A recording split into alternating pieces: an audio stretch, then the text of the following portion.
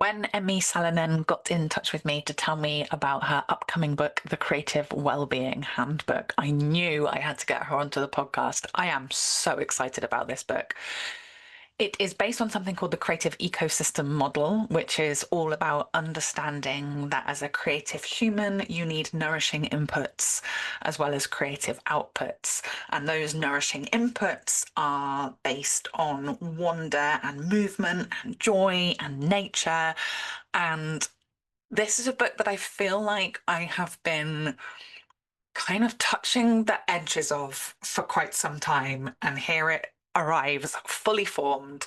I'm so excited for you all to read it when it comes out in November. And in the meantime, I've got this beautiful conversation with Emmi to share with you. Enjoy, and don't forget to pre-order a copy of her book. Emmi, thank you so much for joining me. I am so excited about your new book, which we will get into in great detail. But before we do, would you like to start by introducing yourself and just letting us know what you do and how you came to do it? Yes, absolutely. Thank you so much for the invite. I'm very much looking forward to our hour together. So I'm Emmi Salonen, and I run the London-based solo design practice, Studio Emmi, which I have done 20 years now this year. Wow. Yes, so it's a big year of celebrations for me, culminating for the book coming out in November, so that's great. And the way it all shaped up is obviously not quite that straightforward. I'm originally from Finland and then came to UK just to learn English, really. I had just turned 19. And somebody then told me about foundation courses, and I thought, what a brilliant idea. I want to do one of those, thinking I'm certain I'm going to be a photographer, but let's go and see. Yeah. Discovered graphic design, and as you know, you sort of put your portfolio together, and I thought, well, let's just carry on, apply it to University of Brighton, got in, obviously had to take it, and that's kind of how everything started. So one thing leading to another, rather than me having like a huge plan at the beginning, like, yes, this will be my career and these will be the steps that I need to take to get there. Yeah, I love that. So yeah, and from uni I then went to work in Italy at Fabrica, which is really interesting place run by Benetton, and worked in studios in New York and London before I set up Studio Emmi. So a bit of sort of getting to know how other people do it and then giving it a go myself. Yeah, fantastic. Mm. And, 20 years in business is such a huge achievement. I don't know what the stats Thank are, but you. so many businesses fail in their first year, their first 5 years. To make it to 20 is huge. But it hasn't all been plain sailing, has it? I know you've experienced a pretty severe case of burnout. I did, and that happened at least 10 years into having my studio, and I just sort of, it definitely didn't happen overnight. It was over an extended period of time. And I just noticed I would come home and I was just feeling so depleted and so exhausted. So I thought, okay, I'm not going to go to the exercise class, or I'm just not going to see that friend, or I'm just not going to do that thing. And suddenly I found myself not doing anything and still being sort of increasingly just exhausted.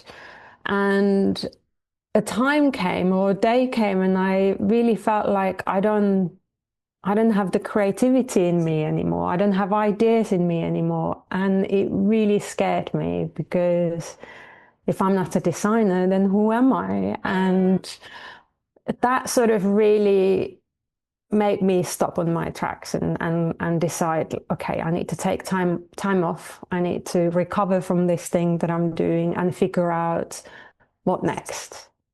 And what initially I planned to be maximum sort of 3 months turned into a year's sabbatical, and many good things came from it, really, in the end. Yeah, and that sort of extended sabbatical was at least in part a sort of long solo trip that took you all over the world. Um, Yeah. how did you know that that was what you needed in that moment? Because that sounds quite big and brave for someone who was feeling quite depleted. Yeah, good point. And I basically I felt so at loss of like not having ideas anymore. And I thought like there must be a way, there must be like solution to this or answers to this. And I wanted to take myself to places where I would almost like be forced to be inspired because it was just so rich and awesome and different. So I had two very specific sort of criteria choosing where to travel. And one was that I wanted that place to have really rich culture in making. So very much present still in the everyday. And the second was that I wanted the nature to be something extraordinary to me, something that I hadn't seen yet. And that then took me places like Marquises Islands in French Polynesia and the Fakarava over there as well. Colombia, New Mexico, and Arizona in the US, Ethiopia, and the Arctic in the northern Europe, and all incredibly beautiful places. And I seeked out makers, people who really often, more often than not, had been learning their craft from their parents or grandparents or, elder family members. So really something that's been passed down generations and has been very sustainable. And I was asking them, like, how do you stay inspired? How do you keep making and doing? And no one really had like this one answer I was after. But what I did realize is that we are all just the same. We all worry about the same things, variations of the same things. Family is the most important, health is the most important. And then it's the sort of elements that are out of our reach often, like political issues or global warming in French Polynesia with the sea levels rising. It was heartbreaking to see. So it kind of I came back not maybe having like this one miraculous answer, but comfort in knowing that okay, we are in this boat together. Yeah, that kind of sense of community, Yes. albeit a Yeah. very global community. Yeah. I mean, those are some incredible places that you went. This is not your run-of-the-mill sort of creative retreat in the south of France. This is sort of really sort of off the beaten track places that I expect lots of my listeners will have never been to. Was that Yeah. intentional to kind of really push your boundaries, and especially, I guess, as a female solo Mm. traveler, how was your experience? It was very good, I have to say. So the only thing I was really cautious was social media. So I would obviously post on Instagram mostly, but I did everything with a delay. So I never kind of showed this is where I am and this is where I'm going next in real time. Um, so I was cautious in that way, as you would be in any other kind of normal situation. But I had no negative encounters. And I think the solo part of it, I mean, that really helped me. That really helped me in sort of creating that space to have a conversation with myself. And in fact, it was a day on this Fakarava atoll that I cycled to the very end of it. You couldn't even get any further. And to sat there in the nature, in the silence, and had my first idea, like, oh, I'd love to make that. And I can't even remember what it was. It was just the excitement that, oh, I had an idea, like it's back somehow. And I just had needed that space on my own to listen to myself and to listen to what will start bubbling up, really. It was Yeah. vital. It was vital for the travel. Um, what sometimes, maybe specifically in some of these locations that I kind of went through, like Tahiti, for example, they tend to be wedding destinations or Right. like honeymoon destinations. So in a couple of occasions when I would just sort of stop somewhere for a couple of nights, it was a bit like, yeah, I'm on my own. Don't worry about me.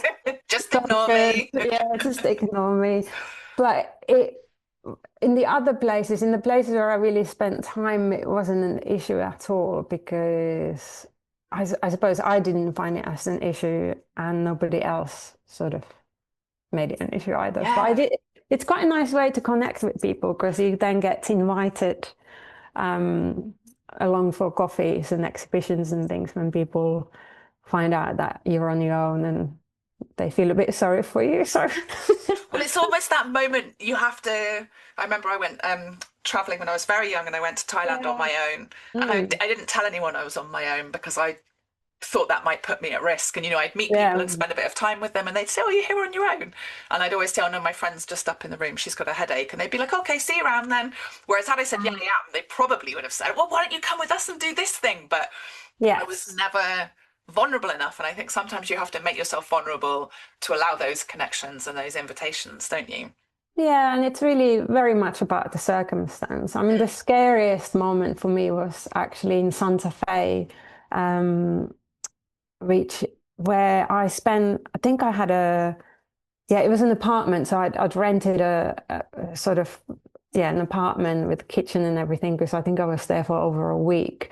And it was the first time that the people who owned that place had decided to sort of rent it out.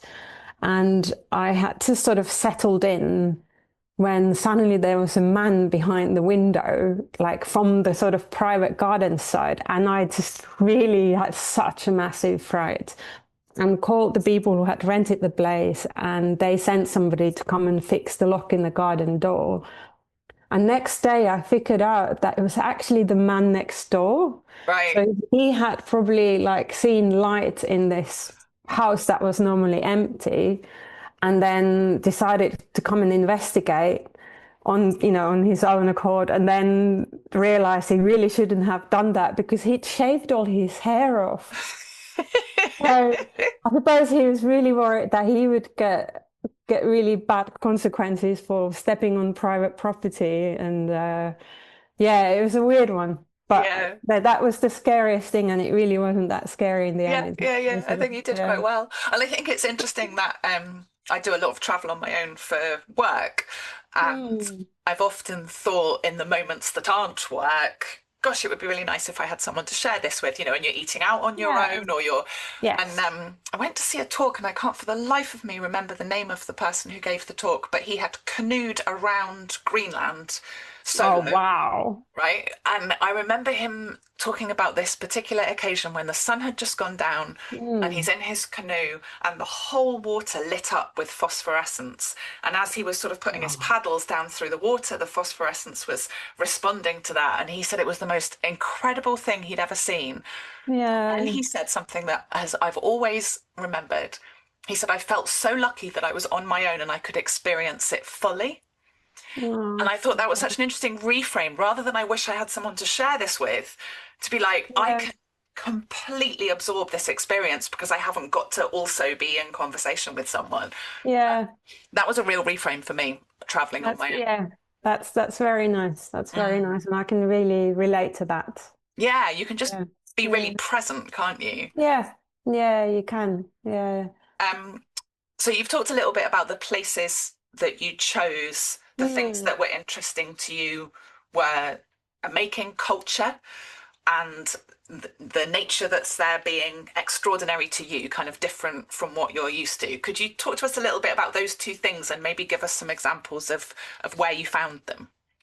Yeah, sure. So let's stick with the Marquesas Islands for the minute. So they are so remote. I think it took me at least 4 or 5 hours from Tahiti on a plane to get there. Wow. And they have a beautiful kind of geometric visual culture that just transpires in woodwork and the Mm. sort of carving and tattoos as well. So, and those all tell a story. So they tell the story of your family line or your profession, and it was present everywhere in bus stops, like beautifully carved bus stops.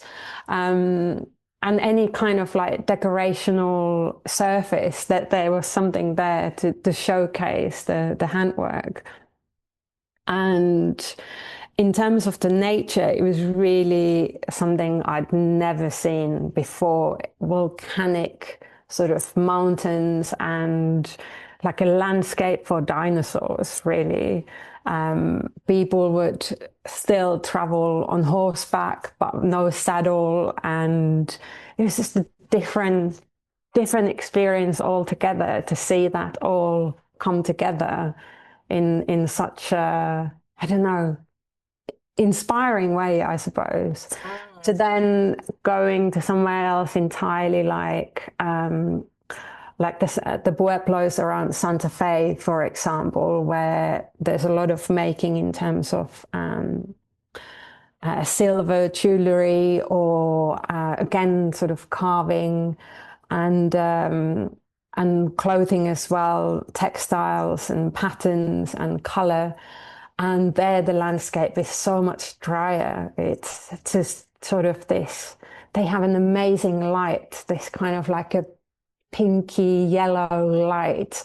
So a lot of artists, a lot of painters find themselves sort of in Santa Fe in the surrounding areas just purely for the light, because it's such a beautiful thing to be with.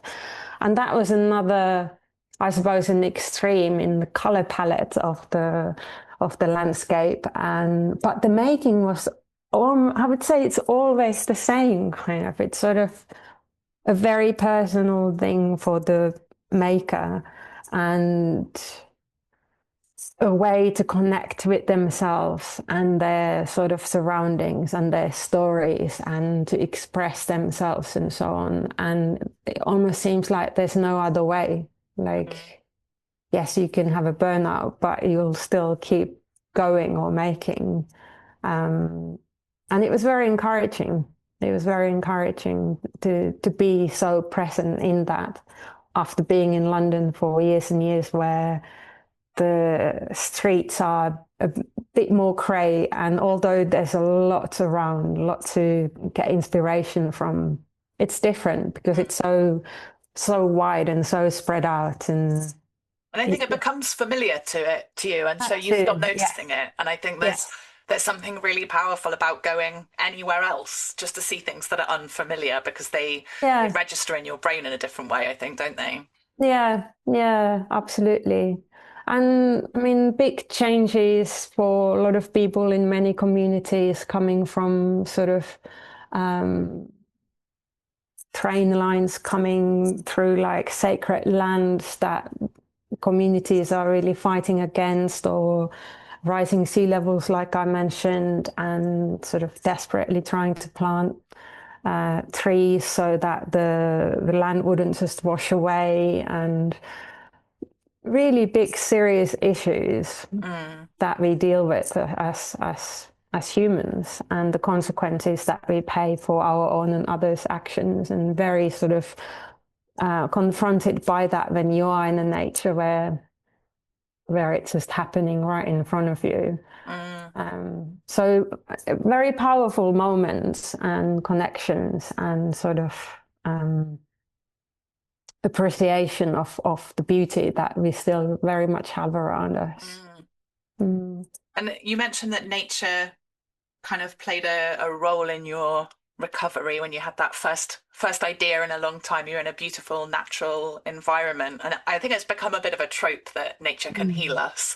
But what was the sort of specificity of your experience of how nature helped to pull you out of burnout? So I think it really was then after this sort of big international travel, I went back to the Finnish archipelago, which is where I'm from, and we have a gap in one of the islands. It's very stripped back. There's no running water. There's electricity, but that's it. And we spent summers there. And this time I spent quite an extended period just in that spot in the forest that was very familiar to me, in fact.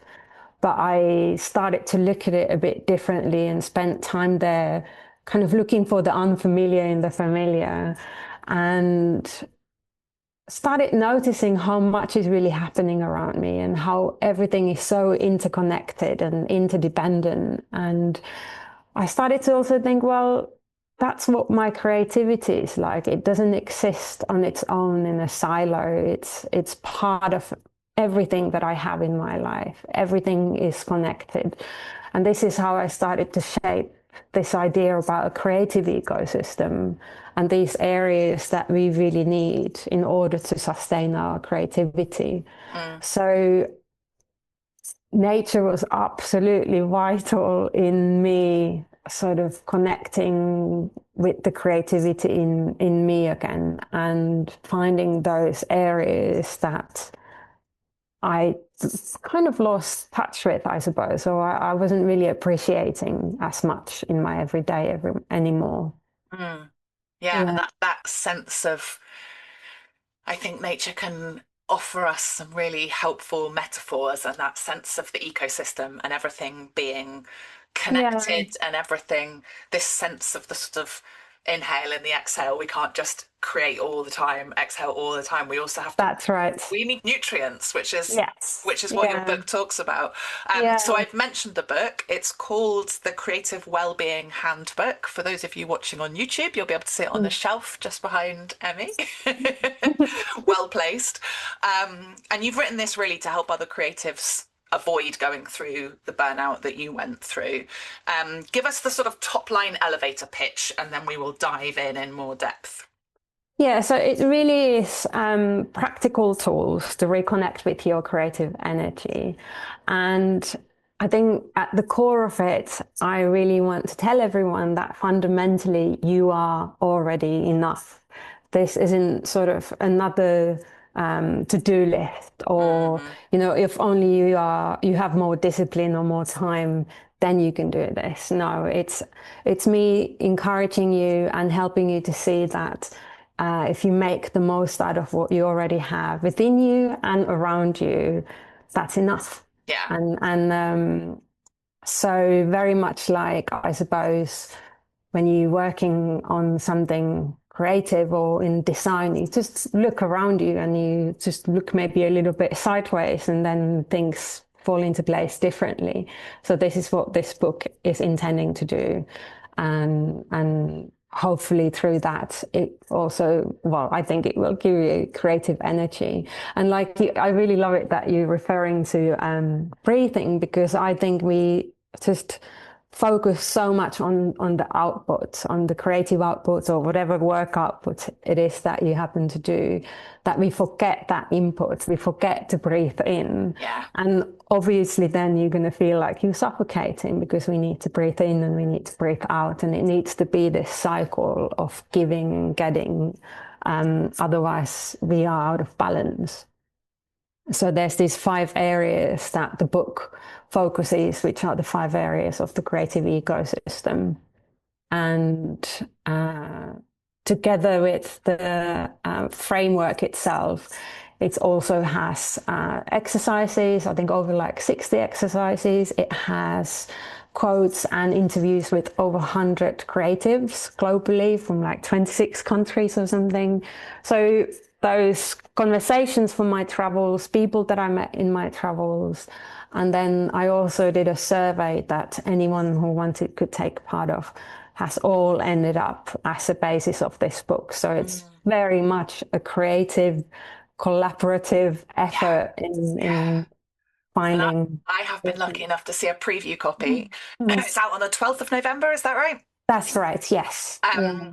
I've been lucky enough to see Mm. a preview copy, and I am so excited about it because I think it Oh, brings together so many things that I have been thinking about, talking about, but I feel like I've just been kind of touching the edges of them. And here they oh. all are in this book. Mm. As I was reading it, I was just like, yes, yes, yes. And it's so clearly articulated. And as you say, it doesn't feel like more homework, yet another course. It Oh, feels thank nourishing. you. It feels like, feels like an inhale. I was going to say an exhale, but it feels like, to keep that metaphor going, it feels like an inhale. Yes. So you mentioned this idea of creative outputs and nourishing inputs, and I love the Mm. way you've kind of articulated even just that. And this idea that in order to keep producing creatively, we have to also fill ourselves up. I used to work for a creative director who would say Mm. that good ideas come from a well-furnished mind. And so we were allowed to Mhm. expense books, theatre tickets, cinema Oh, tickets, wonderful. Good for them. preferably unconnected to what we were working on at that time, because the idea was just to fill our brains with all this, gorgeous stuff that may or may not come in handy. But I think your book goes a bit deeper than that. Mm. So the inputs you recommend are connection, wonder, pause, movement, and joy. And you've sort of mapped those onto the 5-stage creative process that many of my listeners will be very familiar with. So it's all kind of anchored in stuff we already know. Yes. I wonder if we can go through each of those in turn and explore them a little bit, starting with connection. Yes, let's do that. So connection is really what roots us all to who we are and where we are. It's about connecting to yourself and connecting to those around you, and sort of looking back at your journey, where you come from, where you are now, and setting those goals of where you want to go. And when I tie it to the creative process, this is right at the beginning. So this is the briefing stage. So with the brief, what we do is we set up the parameters for the project that we're working on. So you state the basic information, what's needed, what are the goals, who's working on the project, and so on. So I recommend we do the same for ourselves, for the project that's really should be the most important one, which is ourselves. And that team that we set out in the creative brief are actually those people who are really there to support you and your creativity, and who you can do the same in return. So it's sort of like reviewing the elements in your life and the people in your life. And I suppose it's good to mention that I don't think this is a once in a lifetime thing. This is an ongoing thing. Yeah. Things change, unexpected events happen, and then you just rewrite your brief. You set your new goals and so on. One thing that's really important as part of this is financial well-being. And there's a spread about that, but I think we need to anchor a lot of our well-being successes in really practical sort of methods, and being okay looking at your money situation is really vital for well-being overall. So I go into that a little as well. And obviously, like when we don't do these things, it's very easy to feel like disconnected and not really trust your strengths, and not really sort of be a bit uncertain about who you are and so on. So that's the good place to start, I'd say, and that's where the book starts as well. I love that. And it reminds me a little of, we've had Elle Bauer-Johnston on the podcast, and Elle does all sorts of things around rest and well-being, and particularly breath work. And at the beginning of a breath work session with Elle, they will always ask you to call in your team. And that might be imagining people, it might be imagining your nearest and dearest loved ones, but it might also be an old teddy bear. It might be a particular breed of bird that you find symbolic. It might be the ground underneath you. So it's this sense of your support system, both literally and metaphorically. And they always start a practice with that. So it's this sort of really grounding sense of, I'm being held.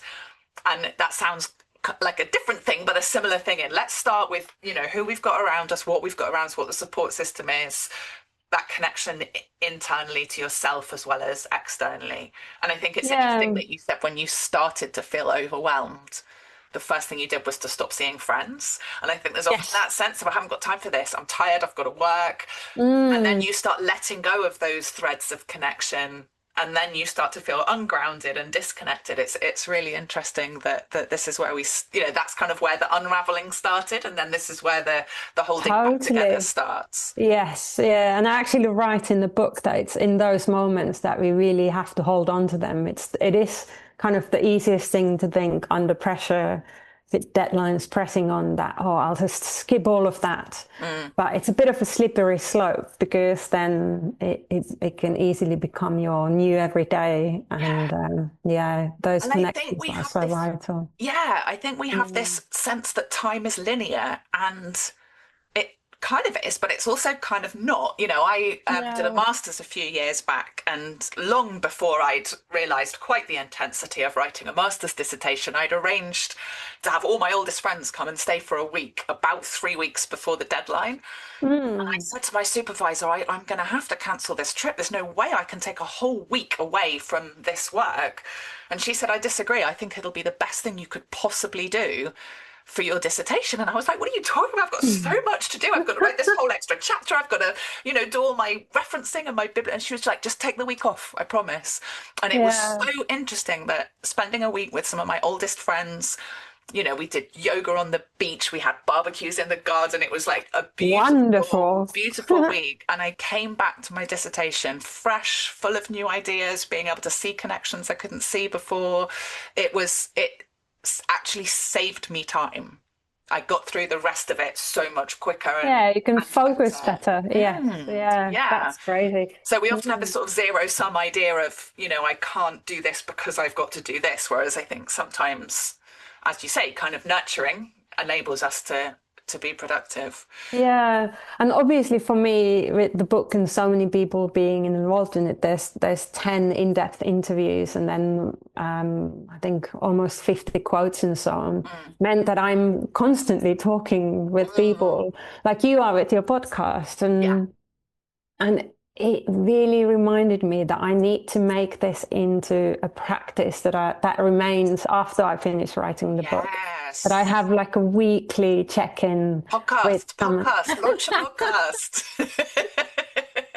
But there's just yeah, it's just a different energy that you get, especially working on your own in a Yeah. in a space on your own like that Yeah, and I think connects that's true of very so many much. creatives and so many writers and makers and artists yeah, we spend an awful lot of time on our own. So yeah.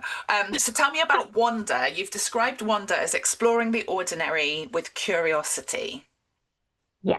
So wonder is really about how do we get inspired. Connection was about how do we find meaning, and wonder is about how do we find inspiration. And it's very much of a mindset of sort of often referred to as that sort of child's eye, but having an open mind, um, I talk about it like air, letting fresh air in the room or airing Mm, your thoughts out. And I align it with the research stage of a creative process, which obviously comes after you receive the brief, then you start researching. And this is when we are very much open to anything, any ideas, any direction. We just really want as much information as possible. So synchronicity starts to happen because we have these ideas in the foreground, and we just look around differently because we are searching for something. The book is actually, each chapter is divided into the inner world and the outer world. So it's sort of the inner conversation or monologue, I suppose, that you're having, and then how do you connect to the outer world? And here, I think, again, it's just really important to share your findings, share your learnings, discuss them through.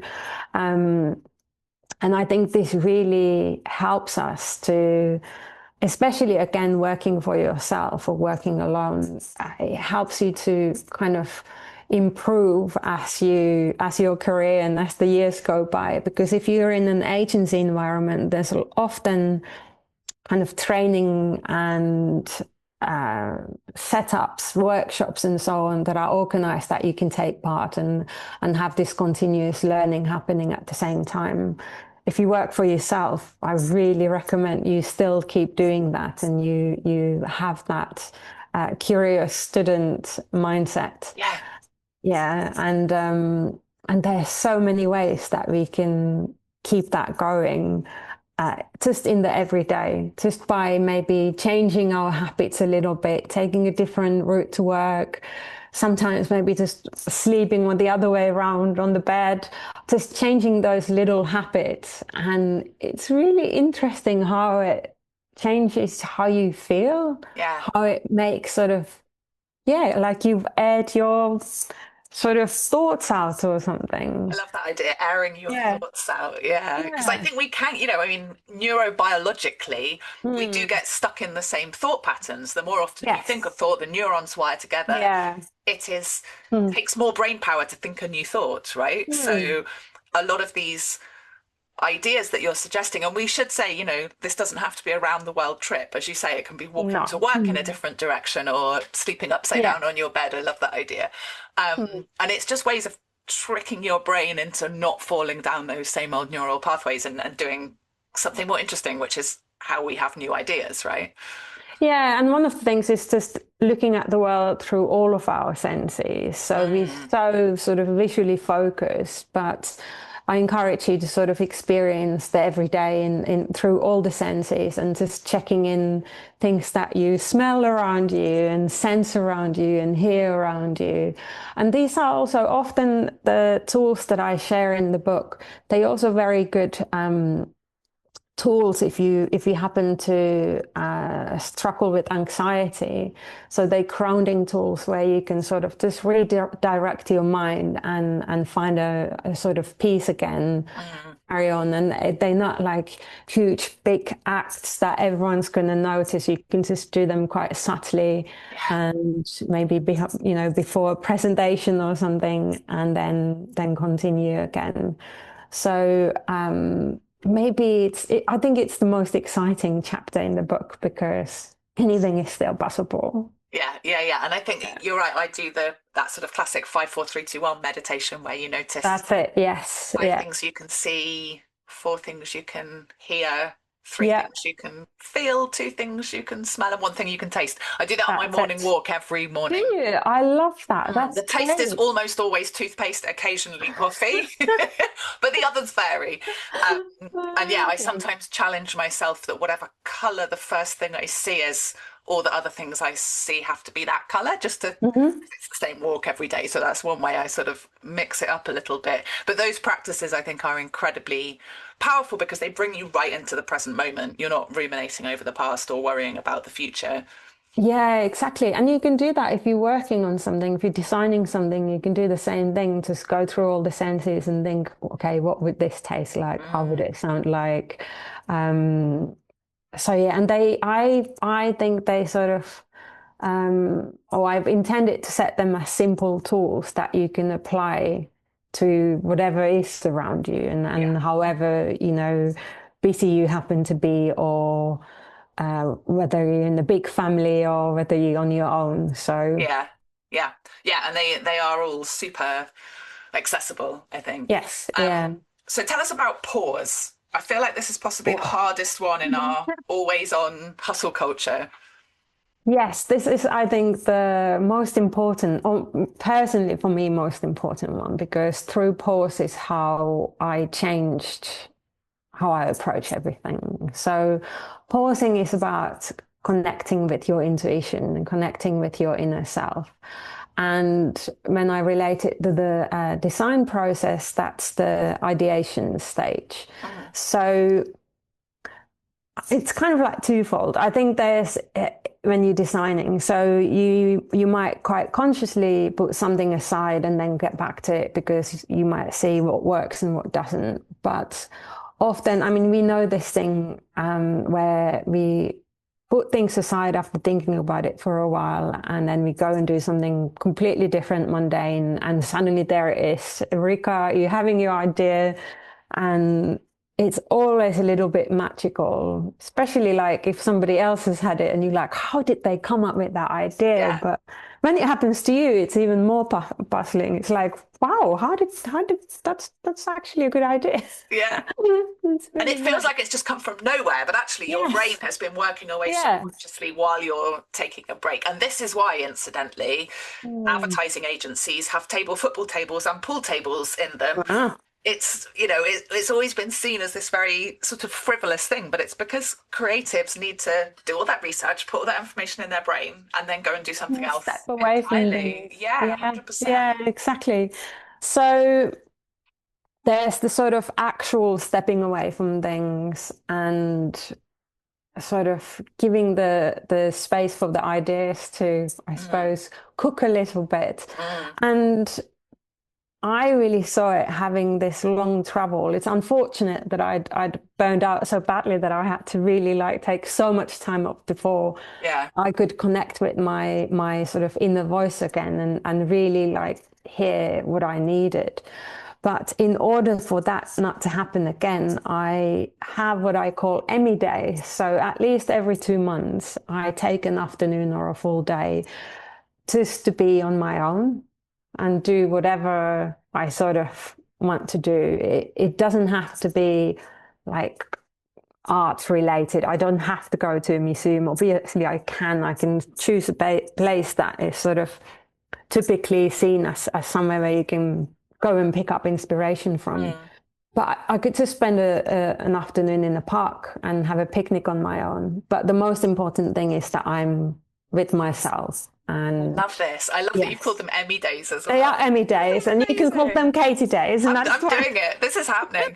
Yeah, I love that because I think for anyone Yeah. who's studied the artist's way, there's this idea of the artist's date. And I feel Yes. that it can feel like a bit too much pressure. Like I've got to go to an art gallery and I've got to be inspired and it's got to be a whole day. Whereas actually this idea of I'm just going to do whatever I want to do on my own, Yeah. that just feels so juicy. It is very nice, and it's really rewarding, I think. Yeah. And and sometimes we don't have that. Sometimes we don't have a full day or we don't have a full afternoon. So to think about like what could you do in the moment? I often just look out of the window into the distance or have a little moment with my cat or water my plants or they can go from a moment to 5 minutes to 15 minutes to whatever, but those are things to do on a regular basis. Don't just have like a moment with your cat once every 2 months. Yeah. It's more Yeah. like build that, try and build them in your day and just appreciate them, appreciate being present. And I think somebody else mentioned this in your podcast before, those mornings are so vital. And I actually have a ban on mobile phones when I go to bed and in the Mm, morning. So in the morning I get up, I do a little bit of writing, I do my like yoga exercises, have breakfast, and only then I switch the phone on. mm. And it has really, really helped me to not feel overwhelmed because It's I so start, interesting, isn't yeah, it? I was unbelievable. in London Mm. for what would it have been? Maybe Clerkenwell Design Week, London Design Mhm. Festival, I can't remember. And I didn't have very much data on my phone. So I was very conscious that if I scrolled Instagram every time I was waiting for a train or sitting on a bus, I would use up all my data. So I made a pact with myself that when I was doing any of those things, the little bits of downtime in between what was an incredibly busy week, my schedule was Mm. packed. Anything I had to be in was back to back, and anything that was optional was triple booked for the whole week. I think it was Clerkenwell Design Week. But I just decided when I was waiting for buses or sitting on trains or whatever, I would just be. I wouldn't look at my phone. And that week felt so spacious, even though it was a crazy busy week because I had these little moments Yeah, of just watching the clouds or people yeah. watching or and I think so often we think, oh, I'm too busy, I haven't got time, I haven't got time. And then you open up how long you've spent on Instagram that week and it's measured in hours. And it's just like, oh my God. So I think Yeah, phone is the enemy of this pause idea. And yeah, it's worth all of yeah, us thinking about our relationships with that tiny memory yes, we carry. yeah. Yeah, absolutely. And there's so many studies around this as well. I don't know if you've heard the term time affluence, No. but it's the idea of having enough time to do everything, including doing nothing without feeling strapped Oh, for time. And often, obviously, you sort of, these studies are sort of about money versus time. yeah. And when people are asked which they value more, they tend to pick up money, but actually people who pick up time are happier. Mm, So, and we know that. yeah. So, Yeah. but there's still sort of reluctancy towards it, and Yeah. I just find it I fascinating. remember seeing a study about people who are given a choice between a 20% pay rise or a day off Mm. a week, which is kind of the equivalent time or Oh, money. And most people chose the pay rise, but the people who chose the day off a week were happier. I mean, and all this, I should caveat, is predicated on you having enough money to cover the basics, right? Yes, There is yes. a level There's below always which that. Yeah, money is, not having money is extremely stressful. And, there's an yes, element of privilege in this conversation that we're having. absolutely. But once Yes. you've hit that level where you've got your basics covered, Yeah, more time yeah, is usually going to deliver more happiness than more money. yeah. Um, which, yeah, I think is really interesting. But just that, yeah, that idea of the different size pauses, the sort of micro pauses within your Mm. day, but also the Emmy days within your Yes. month. I love Yeah. that. Yeah. And I still travel on my own, I still take Mm, the time to maybe not every year, but at least every other year I do go for like a year, yeah, like a week-long trip somewhere just on my own. yeah, nice. Yeah, so I haven't forgotten the power of solitude. Yeah, Mm. I love that. And then we've got movement, and I was so happy to see movement in here because I Mhm. think often that bit gets missed. It all becomes quite cerebral. And you've said that movement is about staying fluid and evolving with the process to nurture your resilience. Tell us more about movement. Yeah, for me, movement is as much about moving your mind as it is about moving your body. Uh-huh. And that's in the creative process, it's the development stage. So we've had the brief, we've had the research and the ideas, and now we're sort of testing those ideas. We're making sure that the ideas are resilient, and we ask people's feedback and opinions. And some of ideas just aren't good enough, so we leave them behind. And I'm a big advocate in sort of saying that let's do this in all areas of life. Like sometimes things just don't work and it's okay, and we can just put it aside and move on. Sometimes things just don't work and there's nothing we can do with it. And it's important to learn to be okay in the sort of not okayness, Yeah. in the negativity as well. So, and not panic or not ruminate or not let it sort of dictate absolutely everything that we do. It's really natural to have the balance of both. There's always a negative and there's always a positive in everything. Mhm. So, and with moving our bodies, this is when we can really help the thinking side. So I don't think there's anything as immediate as just simply going for a walk to change the way how we feel. Mm. It's incredible. And not only are we helping us in this very moment, we are also helping our future selves. With the long list of like possible sort of illnesses that we could be having that can be avoided with regular movement, to just feeling better and having a lighter viewpoint on what's happening around us. I'm quite cautious about sort of saying like staying happy or being happy, because it's not really about constant happiness for me. I think it's finding a way to sort of be okay with all sides of life Yeah. and know that being fluid, know that things move and move on, and our feelings about things change with time and so on. And you might have noticed that I've tied each of the input areas to an element, and movement is very much about water. Mm. And I think we should be like water. So just keep on going, keep on like sort of like moving and changing ourselves a little bit for the circumstance, but never losing who we are at our core. So, Mm. yeah, it's true actually. Once I came back from my travels and was back in London and started doing my exercises and dance classes again, it was probably the most transformative, or it was the most transformative thing I could have done, to have regular exercise back in my life again. Yeah, it's And so interesting that you've tied yeah, that to water because I am a blue health coach, amongst other things. And so I work with particularly purpose-driven creative folk in blue spaces. And we are mm, often looking at mm, resilience. And I think there's something really interesting, particularly about the intertidal zone, so the area between low tide and high tide on a beach. space changes so much in any Mm. 12-hour period. You know, the sand moves around, the rocks move around.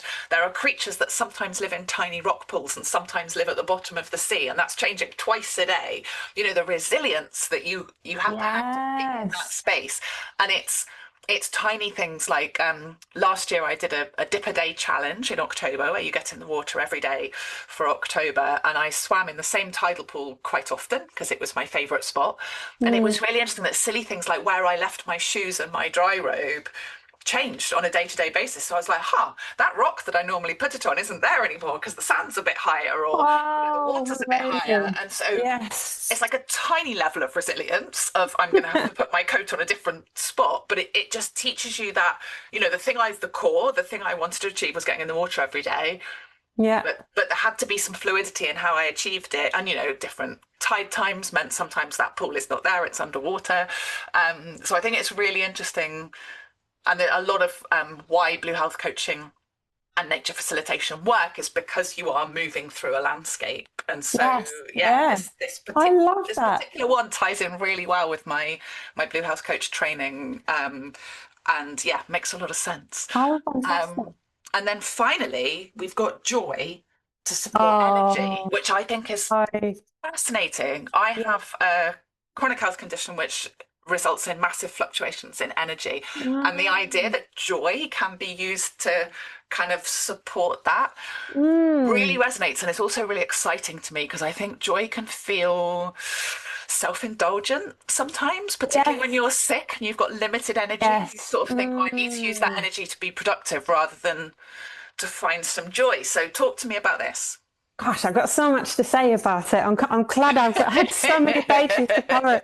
Well, basically, I think a lot of us who find ourselves in a creative career probably didn't sort of start from like very planned point of view. I certainly didn't. We were making something, doing something that brought us a lot of joy and a lot of sort of smiles, and we found ourselves losing time because we were so into what we were doing. And then if we were lucky enough, sort of found a way to make that into our careers. And that joy through work life often just vanishes and disappears under deadlines, under deliverables, under practicalities, and all those things. So what I'm saying here is that try look back, maybe like even as far back as in your sort of early teens, of activities and things that you used to love to do, and you would just completely lose time. Could be anything, any silly thing, playing with Legos, collecting something, it doesn't matter. And try and reintroduce that back into your life.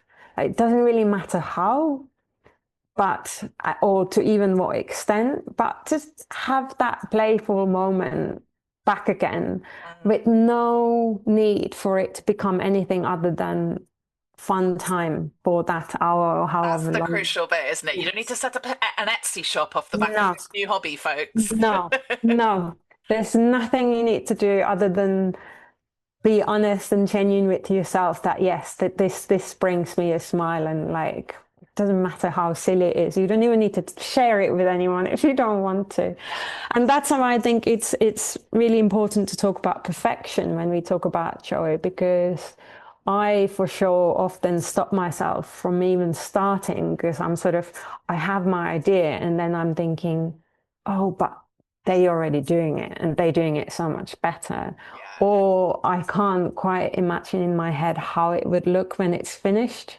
So I don't even start. Like, Yeah. how silly is that? Like, it's so important just to get going.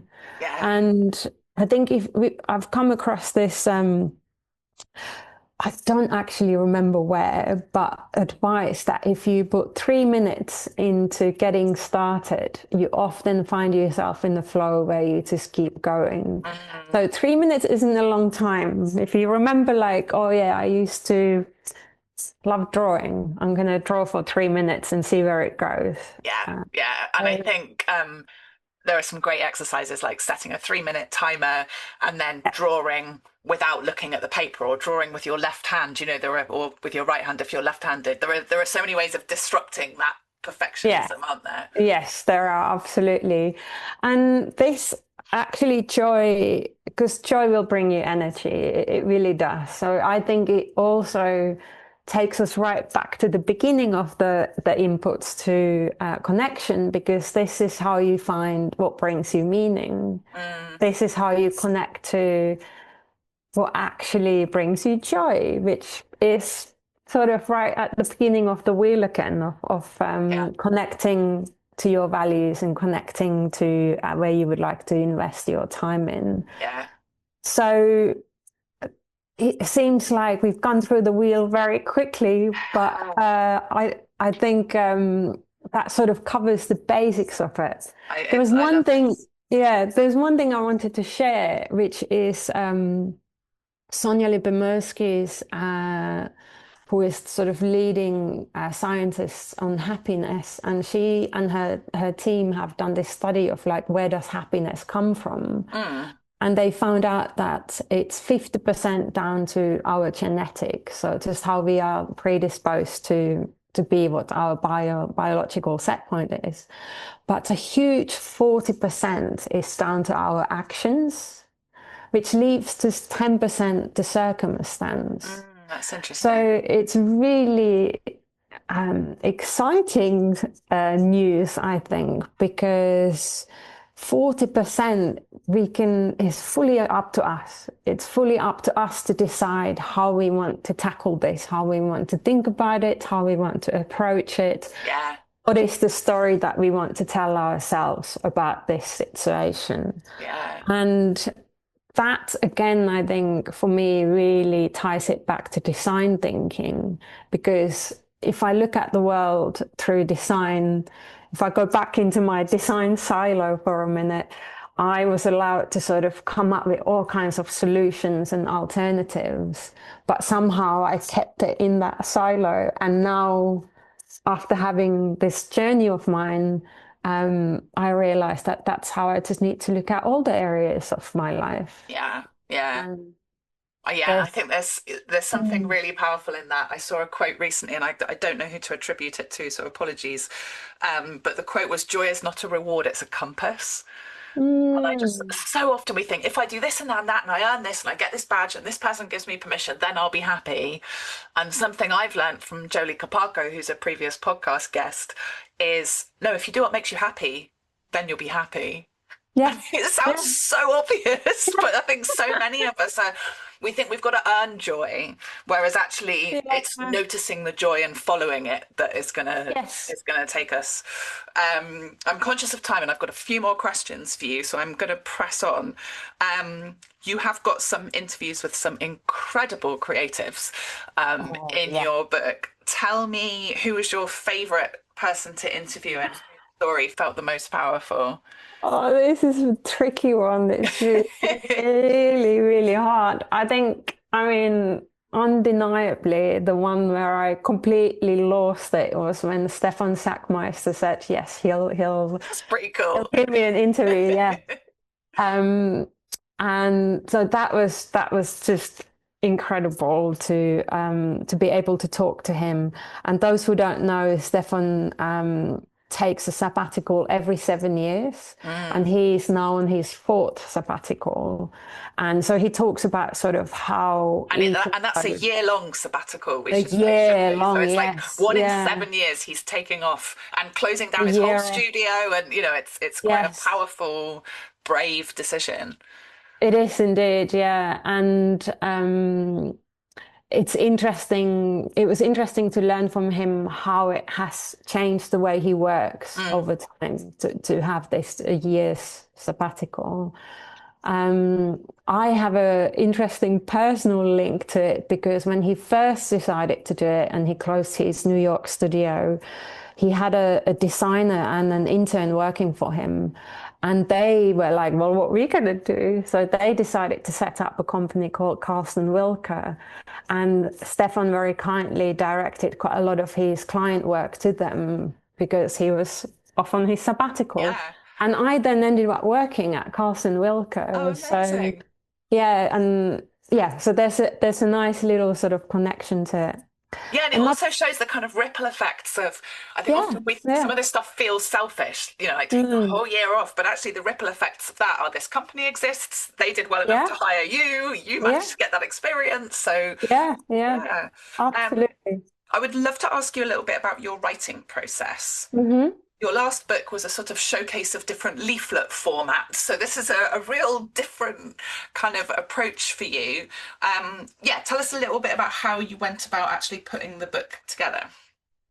Yes, the previous book was very much a graphic designer's companion, and this Yeah. is more like a book about thoughts, I suppose, with nice illustrations. But I tried to start writing the book for at least 2 years, I'd say. I did start writing it, but not with sort of very structured manner. It was only when I had the publishing deal with BIS publishers who are based in Netherlands that I had a hard deadline to deliver Mm, the book.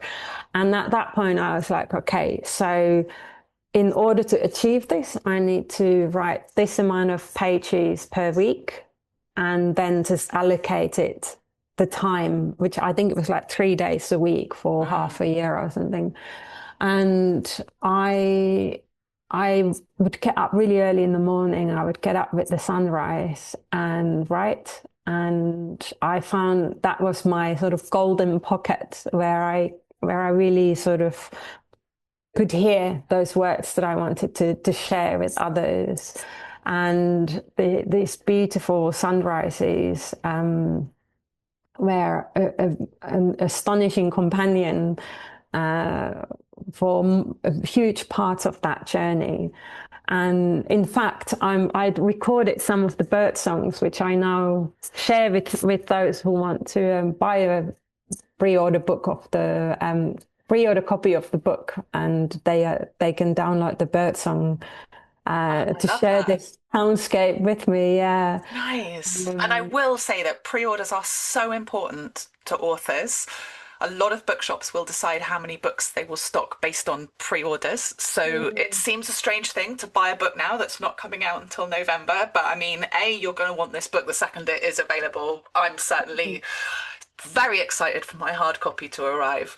oh, But B, it does really help authors out. So if anybody is listening and thinks that sounds like my kind of book, get your pre-order in, and you will get the bird song that Emmy was yeah. listening to as she Oh, wrote thank it. you, What a Katie. beautiful little bonus gift. I love that. Mm. And I've got to ask, how are you doing? Kind of after this. I mean, when we say burnout, I think a lot of people throw that word around, but this was really a really devastating experience for you, and you've Yeah. sort of recovered, put together a book to help everyone else avoid that. Are you taking your own medicine? How are you? Are you well?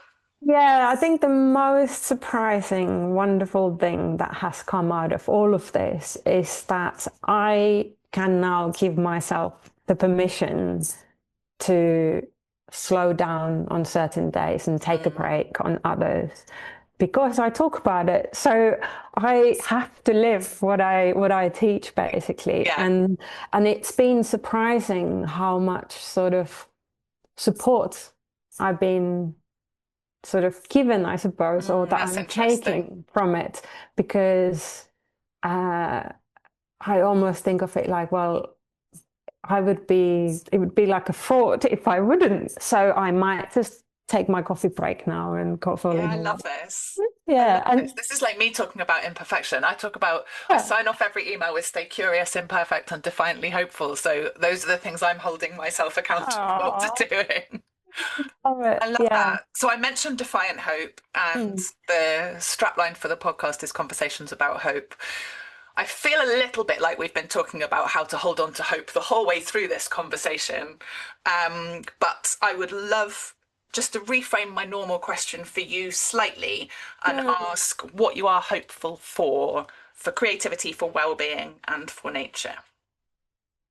I think that I mean, realistically, we don't always have the time to do things in the, even the best intended manner. Mm. But we can always be kind. We can be kind to ourselves and we can be kind to others. And this is really, again, where design thinking is based on. Design thinking is all about empathy and knowing how to listen so that you know what the problem is that you are supposed to solve. And we just need to keep giving that kindness out to others and to ourselves, which isn't always easy, but that is doable. And I think that's where our biggest influence lies, in kindness. Yeah, and that I love that phrase of listening so we know what problem we're trying to solve and applying that inwards as well as externally. Yes, yeah, Yes. And I yeah. think so many of those 5 stages offer us that chance to listen. Mm. Amazing. Thank you so much, Emmy. It's been a joy. I can't wait to get my Oh, hands on a physical copy of the book. Thank you so much for coming on the podcast. thank you so much for inviting me. That was so good. I love it. Thank you. Thank you.